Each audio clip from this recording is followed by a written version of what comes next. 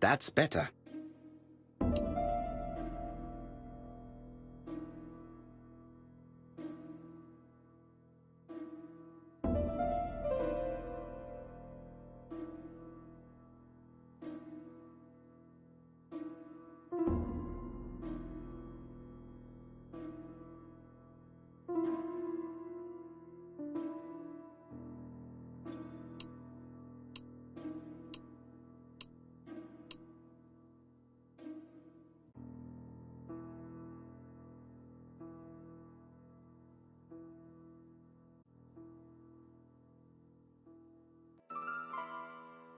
The cogs are blocked by these wooden... This leg is not well attached. This leg is not well attached. Good. It should be possible to open the wooden panel.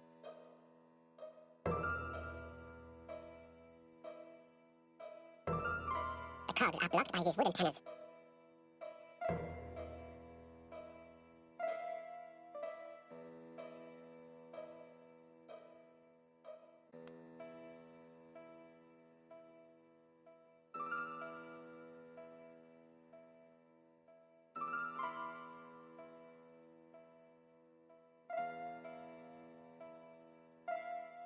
This decoration appears to be firmly fastened. Strange. A sheet of paper is blocked in the trunk. Strange. A sheet of paper... This wooden panel is blocked. I can't open it. This wooden panel is blocked. I can't open it.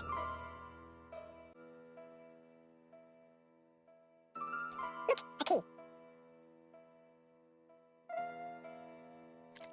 This could be useful.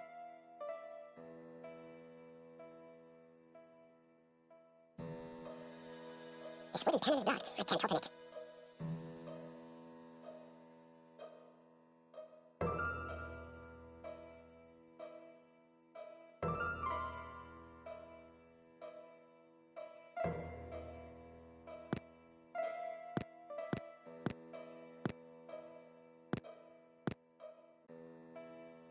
This metal disc is stuck.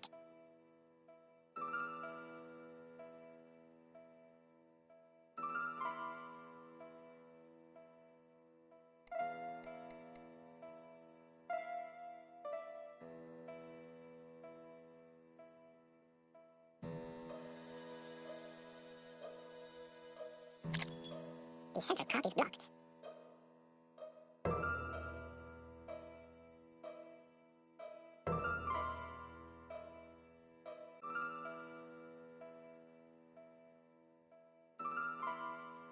This code probably has something to do with the mechanism above the clock.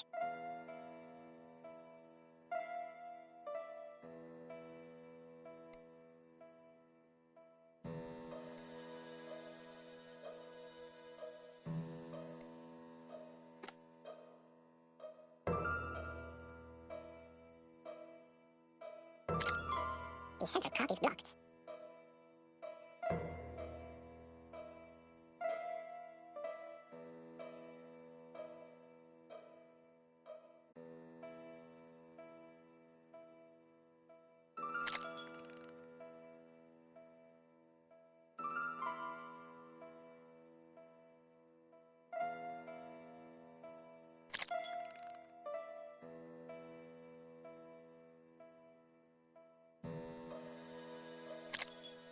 And clicked on the front of the clock. A new lock has appeared. What does it open?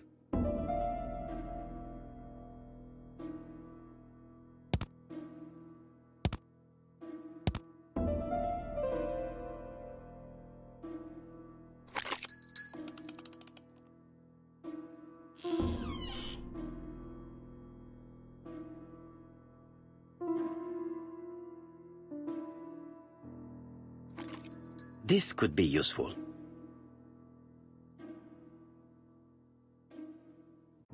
Betty, I enjoyed a wonderful evening in your company, and I hope that we will see each other again very soon. D.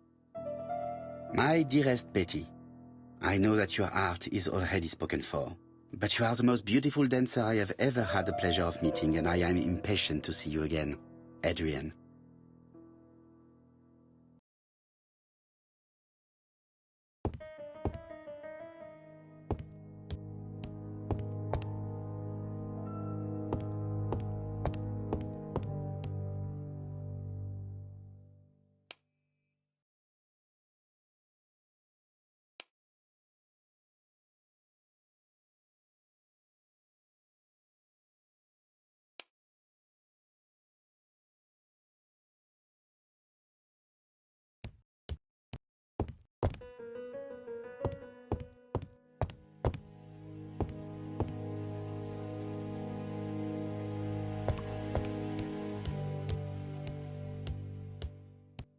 Looking at all the clothes she took out, Betty must have had a problem deciding what to wear.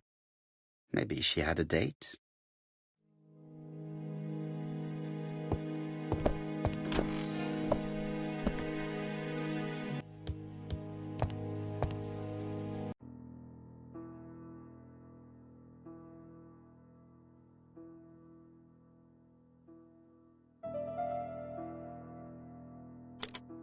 That doesn't work. I must have forgotten a step. I cannot open it. It looks like the mechanism is blocking it.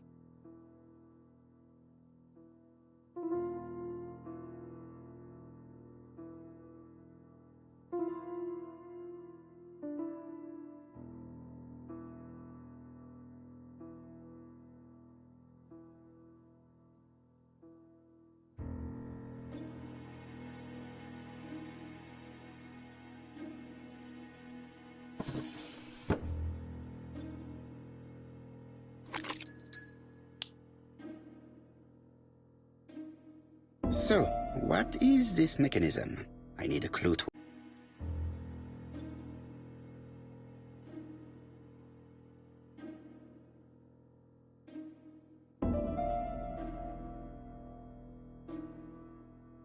Let us see. What is this cupboard hiding?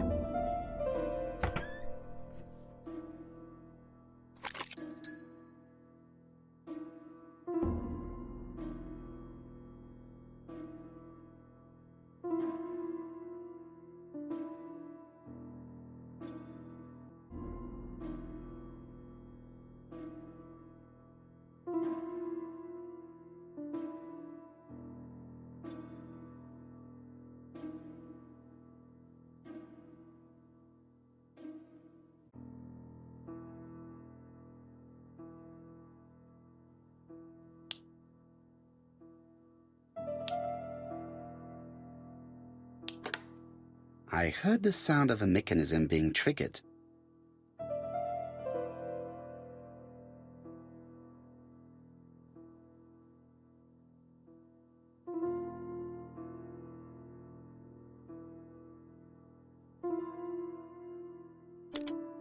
That doesn't work. I must have forgotten a step.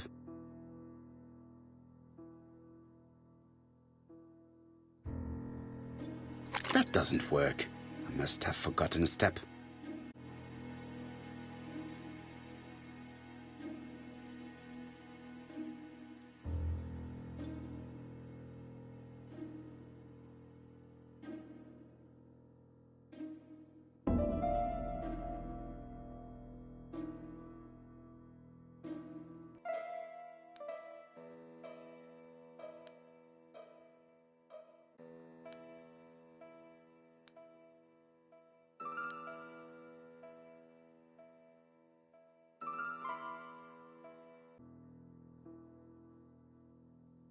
I just have to put the record on the gramophone and start it.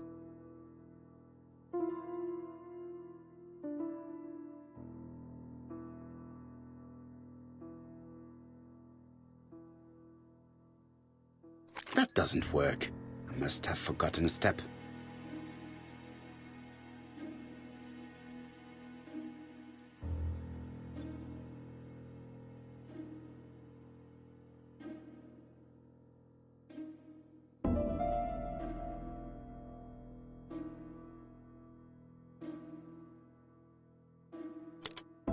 That doesn't work.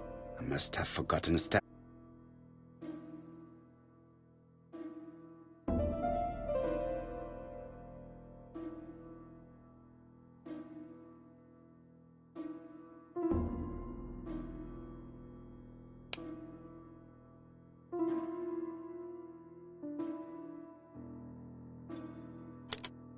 That doesn't work. I must have forgotten a step.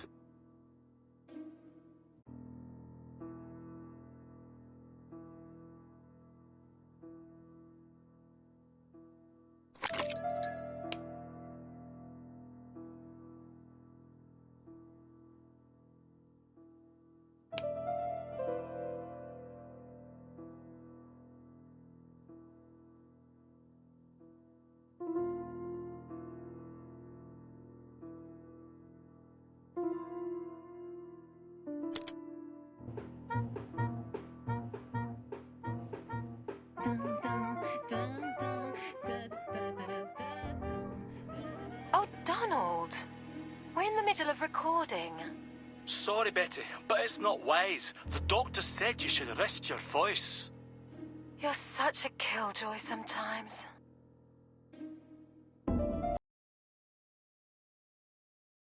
Betty was such a good singer. It's true. Did she have any problem with her throat? Yes, she had to be careful with her voice. Of course, she didn't follow the doctor's advice. If Don didn't insist, she... Well, it's too late for all that now.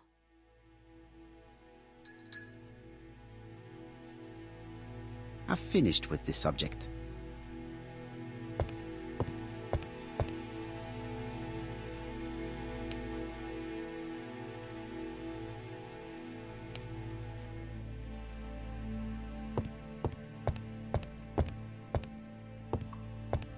Family photos and files.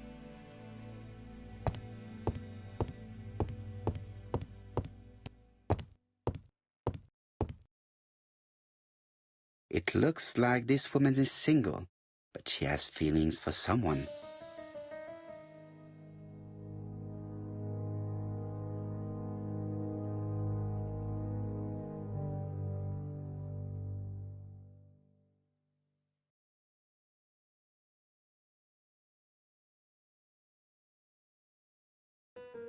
She is looking so intensely at this photo. But is it really a sister that she's studying in this manner?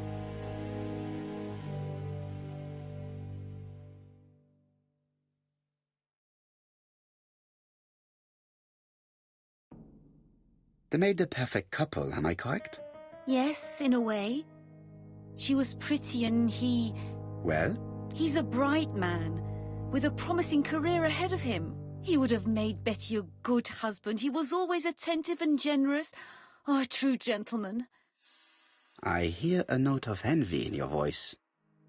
You must have heard wrong.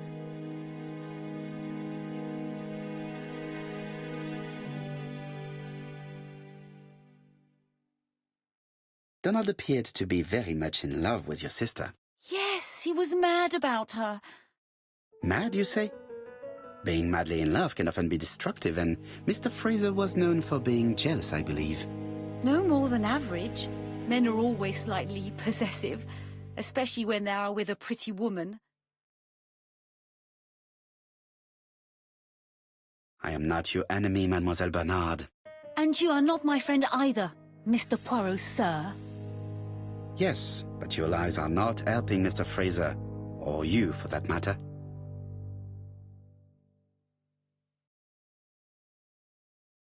I know that Fraser was jealous, but I wonder why you feel the need to protect him. Protect him? I hope you're not suggesting... That you are Fraser's accomplice? There is nothing to suggest that, at least not yet. It would appear that your sister's murder is the second in a series that we have to stop as quickly as possible. The first was in Andover, and the same as your sister, the murderer sent me a letter informing me that a crime would be committed in that town. Now can I count on your honesty? Yes, you have my confidence, Mr. Poirot. Don is a quiet and sensitive young man, slightly reserved too, and as is often the case with reserved people, when he flew into a temper, he completely lost control. He could be so violent. Betty was frightened. And when was this? The first time was about a year ago, but they rowed more recently. Donald found out that Betty had lied to him. She said she was going out with a girlfriend, but she went out for dinner with a married man. It was an awful scene. She told him that until they were married, she was free to go with whoever she pleased. Donald turned quite pale and started shaking and kept saying one day... Well? He'd commit murder.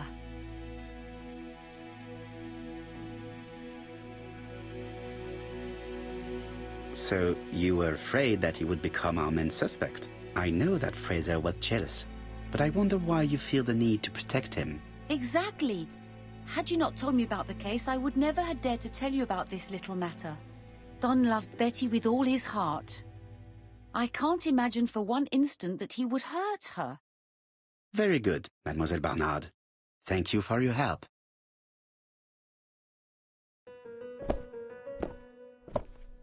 Fraser is at the Ginger Cat. The police haven't spoken to him, but they want to. Très bien, Hastings. Let's see him now. Au revoir, mademoiselle. My deepest condolences to your parents. Of course, Mr. Poirot. And don't be too hard on Don. He's more fragile than he looks. If you say so. Let us now try and get our brain cells to work.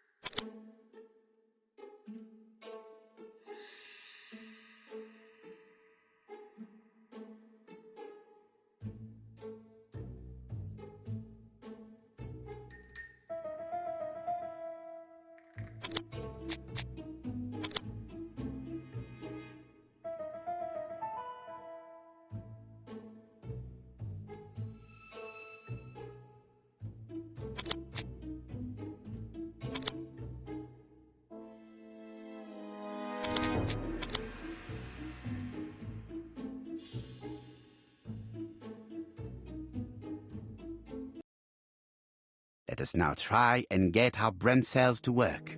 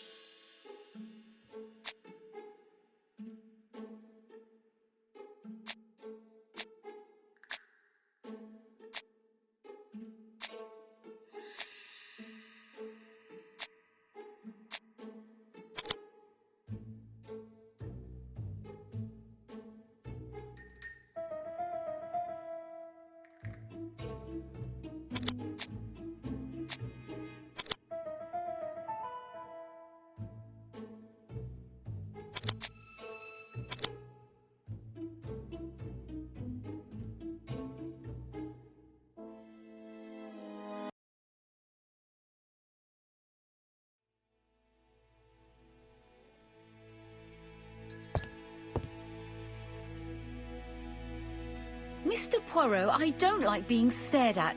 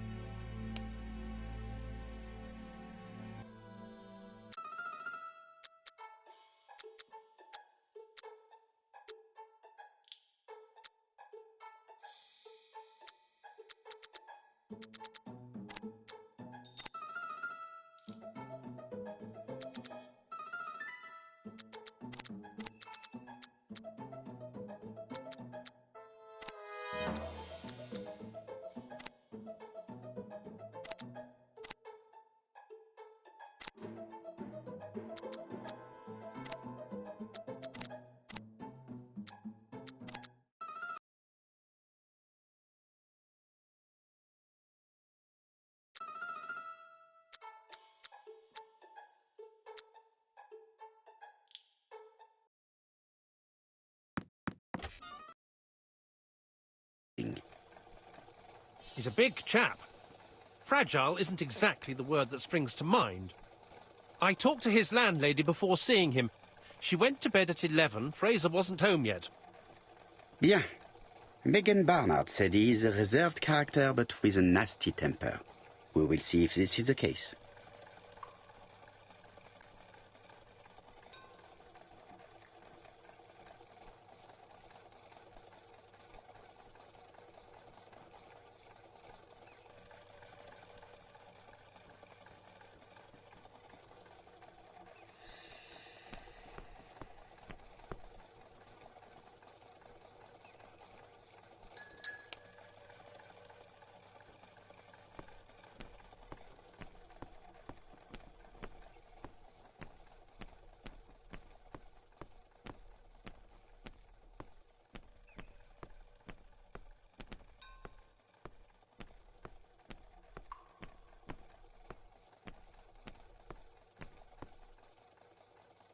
Hastings appears to be ill at ease.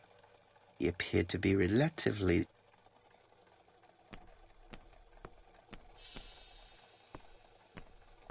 I fear that this case is far from being solved.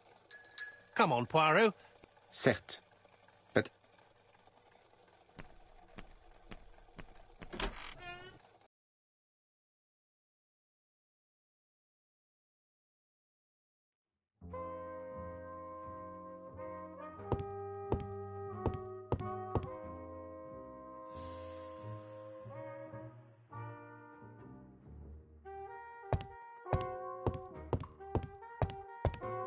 What a pity.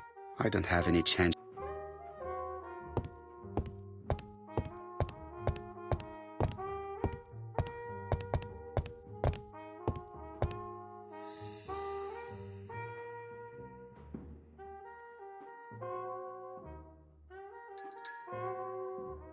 How do you do, Mr. Fraser?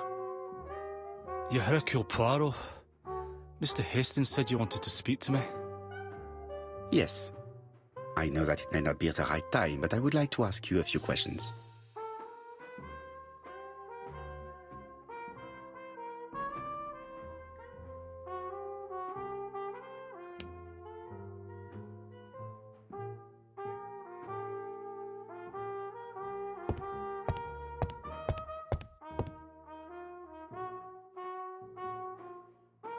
This man looks suspicious.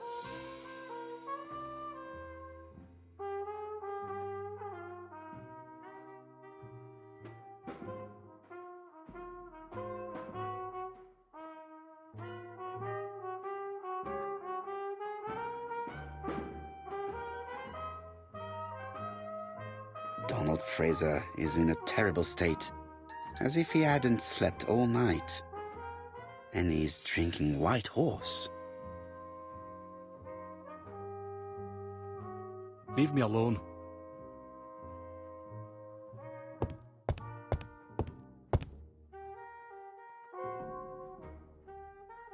Tell me that it's a mistake, that Betty isn't dead.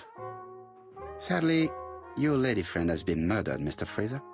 Oh, Betty, if only you'd listened.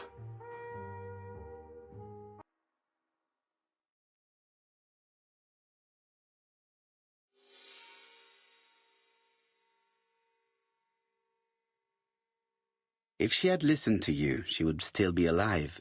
Should I take that to be a confession? With that sort of thinking, you must send a lot of innocent men to prison. Under different circumstances, I might even find you amusing, sir. It's no time for amusement, Mr. Fraser.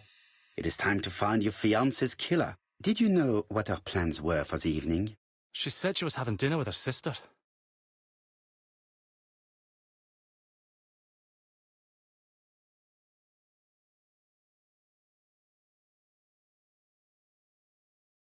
Yet, Megan only returned to Bexhill this morning, Mr. Fraser. I didn't know. Right. May I ask you what you were doing yesterday evening? I spent the evening working. Your colleagues can confirm this? No, I often take work home with me.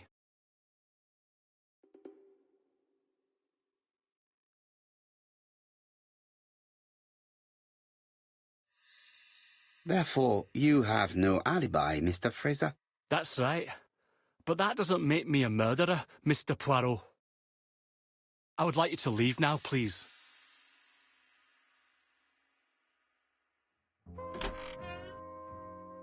Ah, I knew I'd find you here, Poirot. I thought the victim's young man was here. Yes, is all yours, Chief Inspector. Let us now try and get our brain cells to work.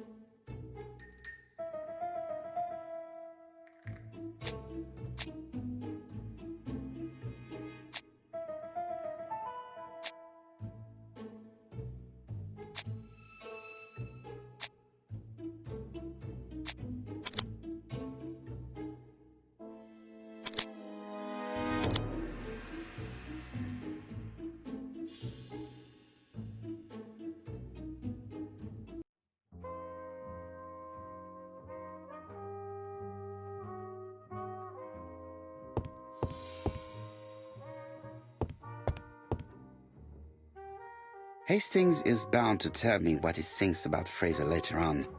Now is not the right time.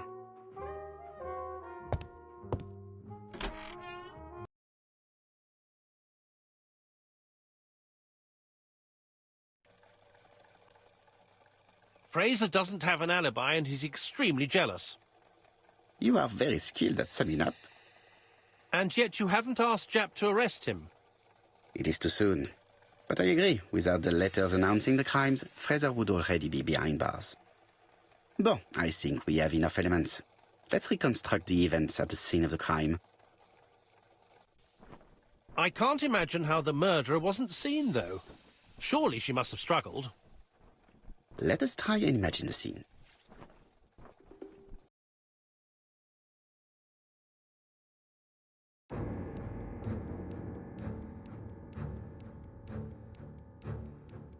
The killer and the victim are walking on the beach. Miss Betty has a bag, a belt around her waist, and carries her shoes in her hand. Both of them walk slowly to hut number 5.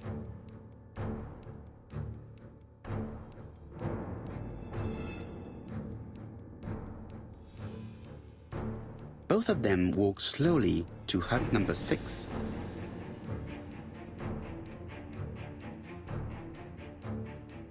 Miss Betty enters the hut. She leaves without her belongings. Then she hides a coat.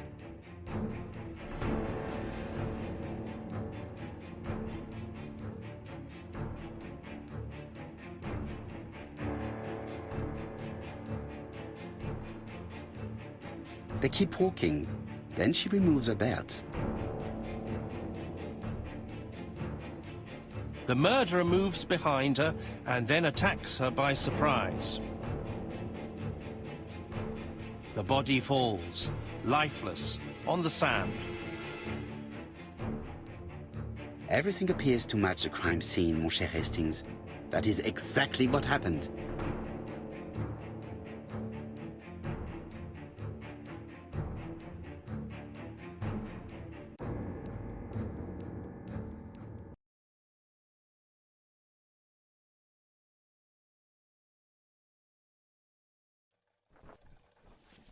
Without the ABC, we might have suspected Mr. Asher and Mr. Fraser. But by signing his crimes, the murderer is making sure he's accused. In a way, it is very generous of him. Generous? The murderer seduced Betty in order to lure her to the beach and kill her. Indeed, the young woman was certainly careless, but not stupid enough to follow a stranger. What are you planning to do, Poirot?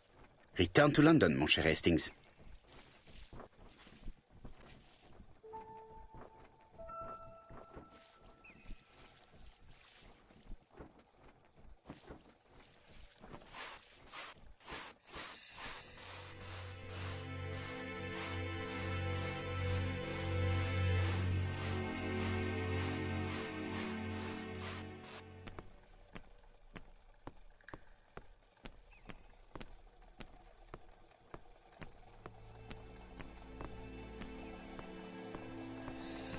Right, back to London. There is nothing more for us to do here. I'm coming, Poirot. According to the guide, the next train departs shortly.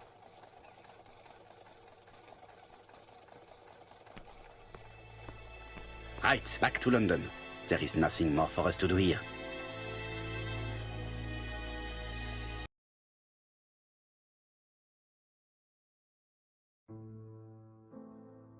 Japp has decided to reveal details to the press.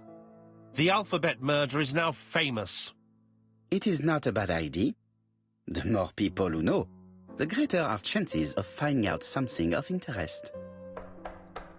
Poirot, I have a bad feeling.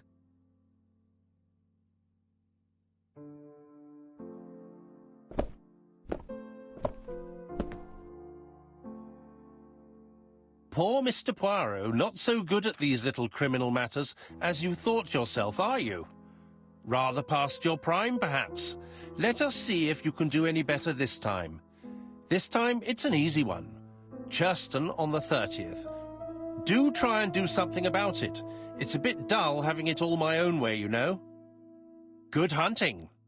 Ever yours, ABC.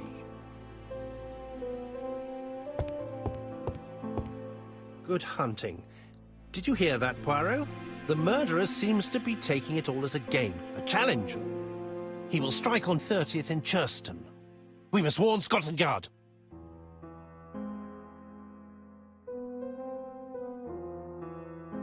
By the way, Hastings, what day is it?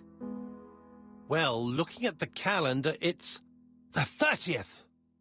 No time to lose. We must prepare our suitcases for Churston. Mon Dieu, it is already 10 o'clock. I will call Scotland Yard immediately.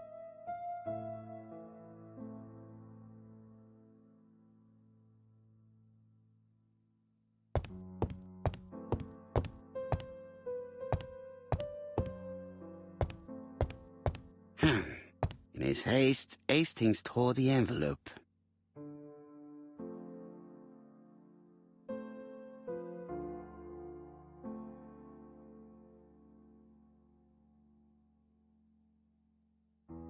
Poor Mr. Poirot. Not so good at these little criminal matters as you thought yourself, are you?